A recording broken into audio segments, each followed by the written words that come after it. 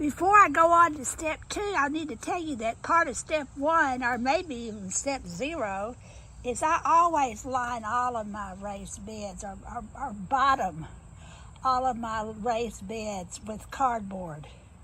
The cardboard has several functions. It helps to block the grass. In fact, I got here and pulled grass this morning. But that is the grass that would be there, and probably much more if I had not put cardboard in this area before. But I'm coming back and I'm adding more cardboard, building up the area. Okay, step 1 is to make your plan, measure, create a baseline, measure from your baseline to be sure, level, create your raised bed, level again, and then start filling it with dirt.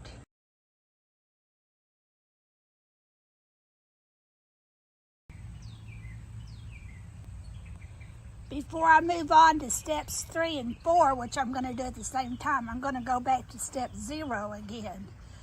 Before you build your garden, be sure you have a water source.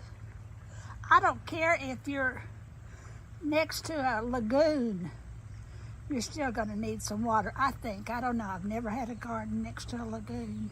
But I'm in hot Mississippi. I've also grown gardens in New Jersey and in the Ozark Mountains, and I've never had a garden that I didn't need to water. Water, water, water. And so step 3 is to plant your garden. Step 4 is to water it, and I'm about to water it. Back to step 4. Water your garden. After you plant it, water it. Step 5 is wait. Everything I planted here is a transplant from another place in my garden. And I guarantee you, I know from personal experience, things don't like to be moved. I don't like to be moved, and I've moved so many times it's not even funny anymore. Regardless of how much you water it, water your garden, especially if you're transplanting. You're gonna have a stunted time, a time when things look dead, time when things do die.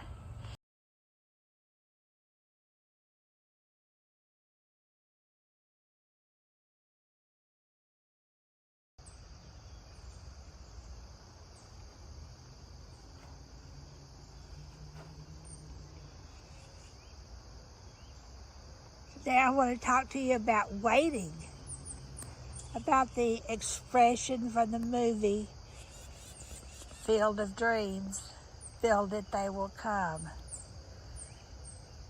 I'm not exactly a patient person. I'm kind of an instant gratification type of person. Regardless of that, I spend a lot of time in my garden waiting. Planted these seeds for these zinnias at least 4 or 5 weeks ago. I don't know when. Took them. I watched, waited for them to germinate. Prayed that they would germinate. Waited them inch their ways out of the ground. They teased me with little pops, little buds, and I thought, my gosh, this is never going to open. But finally the zinnias opened,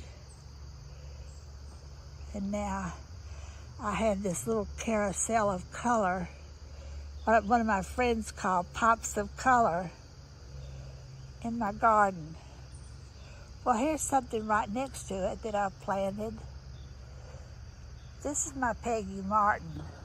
Well, first it was a while. I waited a while before I could find a decent Peggy Martin rose bush to buy. I built the arbor. One day I was coming home from another town, a nearby town, and I passed a nursery, and there it was, begging me to buy it, and I did. I'm not sure when that was. That was probably about May. I'm not sure. It flushed a little bit in about May, but this is July, and I don't think this is Peggy Martin flushing time. I'm going to need to look that up. But I wasn't expecting it. So this is serendipity. This is an example of serendipity. When life gives you roses and you weren't expecting them. I wasn't expecting my Peggy Martin to bloom right now, but she did. I built the arbor and bought the roses. I planted the seeds for the zinnias to grow. Build it and they will come.